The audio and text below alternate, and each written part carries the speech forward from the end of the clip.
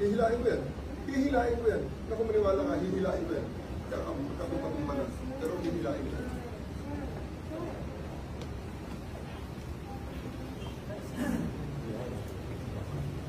So, President, kung masusunod dito ngayon, reklamo niyo lang ako. Gusto niyang kausapin para lang klaro. Sino?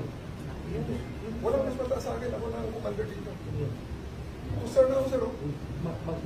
Diretso rin niyo ako sa aeroplano? Yes. Okay, sir. Your lawyers are witnesses. You can always file. You have to kill me. It's not our intention. You have to kill me to bring me to Hague. It's not our intention, sir. It's not our intention. It's not our intention, sir. Please, Sir, di ba siya po yung talaga? you know that you've done your duty. Okay? You've done your duty. Alalayan lang si Presidente.